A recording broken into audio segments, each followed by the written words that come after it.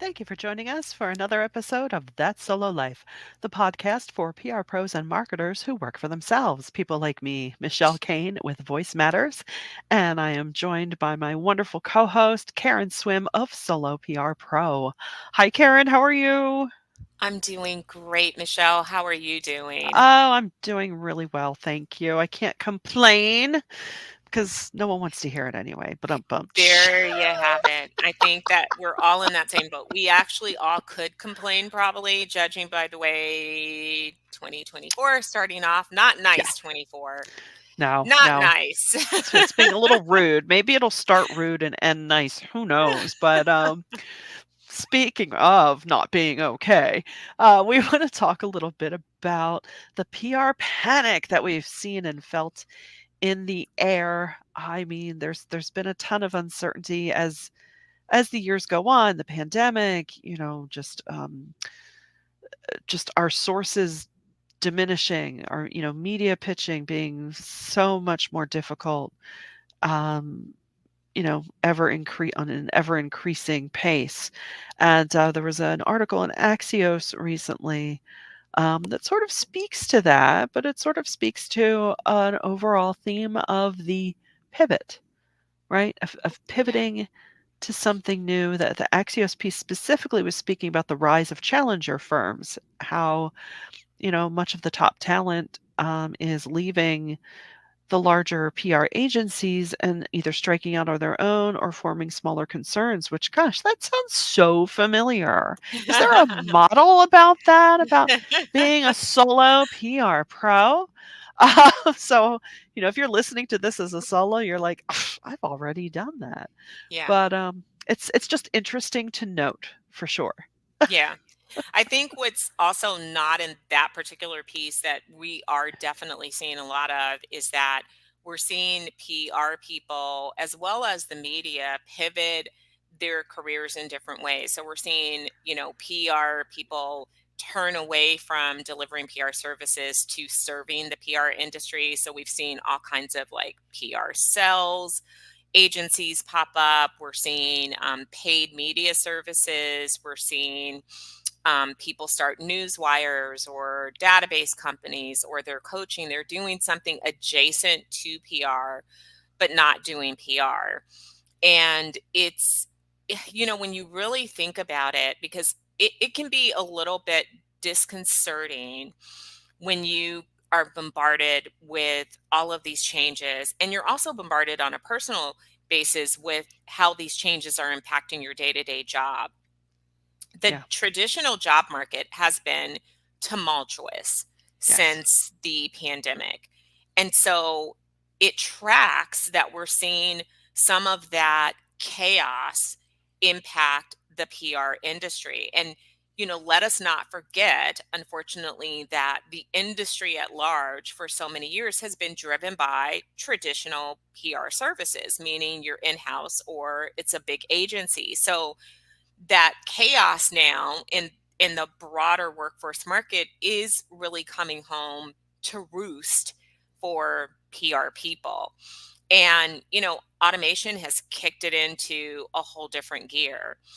And so we're seeing, a lot of uncertainty about not only the economy, but the work market, how much you have to work with, how much you'll be able to get resources to do the job you do, what people really think about your job as they are like, could I replace some of these functions, or could I downsize and have two people do what a team used to do because I have automation? And those are all fair questions, but it definitely can be a little nauseating for PR people watching the spin and trying to figure out, like, okay, how do I keep my footing in the midst of all this?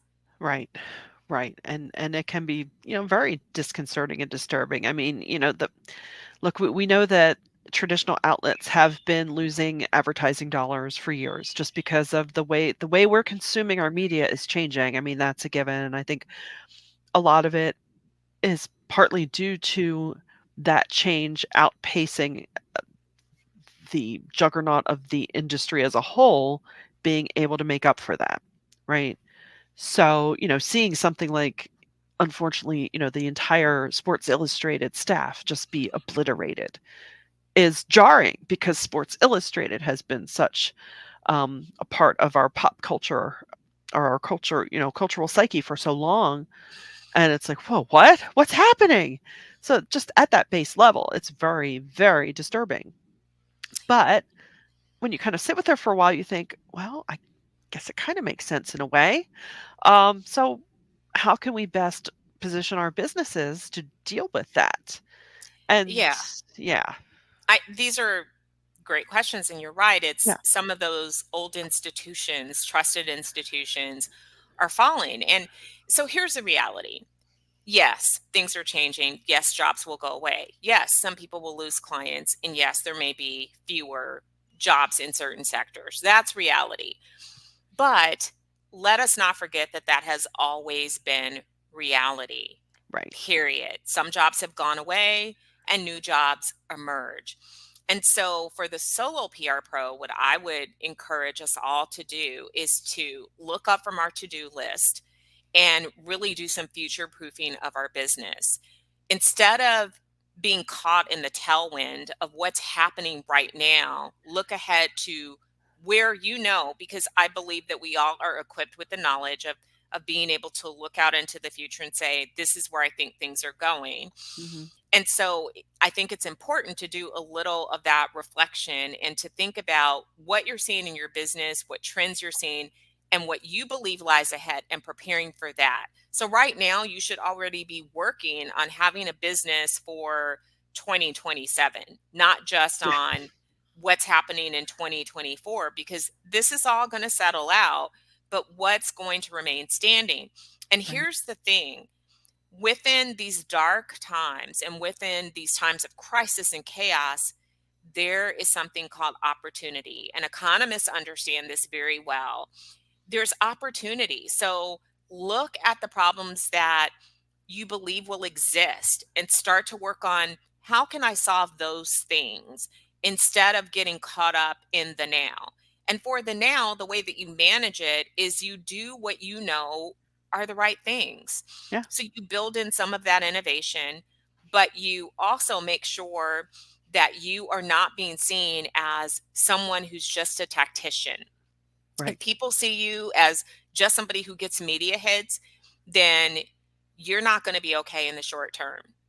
right, Maybe you're just not. And it doesn't mean if you are a media relations specialist, you are doomed. That is not what I'm saying, because there are plenty of people who are going to continue to thrive as media relations specialists. But those media relations specialists who will last are those that are strategic, who have made themselves invaluable to the C suite. Because what we don't understand is a lot of those people who wholly focus on media relations aren't just writing pitches right, and connecting with the media. They actually are offering strategic counsel. They're probably doing a little bit of executive coaching and leadership training as well. They're doing some messaging workshops. Even if it's not formally a workshop, they're helping the brand tell their story. So there's a lot of other things that are wrapped up in that. So we shouldn't be swayed by the title. But if you are not making yourself invaluable in other ways and elevating what you offer, then in the short term, as somebody who just relies on tactics, you're going to get shuffled. yeah, yeah. And I think the key phrase there is strategic counsel. I think anyone who works as a solo, that's certainly what we offer without even thinking about it. So it's kind of like, 5, 7, however many years ago it was, because time is a blur, when integrated marketing became the new buzzword. I it hit me personally as strange because even when I worked in an ad agency, we offered PR services. So I'm like, well, that's what I've been doing. But if your work has been more siloed, it's now is the time. Not saying that you have to become a specialist at everything, but now is the time to consider shifting to not consider to shift your practice into a way that meets the needs, where you can continue to be that answer to your client's question, that solution to your client's problems. I am in this bleak midwinter. I am keeping the mood in my TV viewing. I'm watching the True Detective, whatever is it, Night Country, and, I love what Jodie Foster's character, who is the chief of police, keeps saying to her younger proteges, like, "No, you're asking the wrong question. You have to ask the right question to get to the right answer," and that stuck with me because, my goodness, if that doesn't work for life as well as fictional crime solving, I don't know what does. I love that. I haven't seen that show, but I love that line because Yeah, you're absolutely right. We do have to ask the right questions to get the right answers. And it's it's going to be an interesting year. So if you yeah, thought differently, by now you probably had a rude awakening. Doesn't mean that it's going to be bad, but yeah, that there is going to be a lot of change. And in the US, we know that whenever we are in an election year, it drives a level of uncertainty, period, because yeah, you don't know what the next administration will do with policy. So it's, really important for us to find a lane that we can dig deep into. As you were saying that too, I would advise all solo PR pros to go deeper into your clients. I know that we all usually work with, a couple of key primary contacts, and we may have interaction with other staff members, but as you just said, Michelle, about asking the right questions, you need to do some relationship building beyond the current department. So get out of communications, marketing, and make some time to talk to somebody in finance and just mhm, ask, say, for my own knowledge, can we hop on the phone for 20 minutes? And I just want to hear more about your function of the business and what problems you're seeing so that you start to understand the future. And if you can't do that with your current clients, because I understand sometimes that's not possible, right, then you need to make it your personal mission to network outside of PR people and start to talk to people in other functions.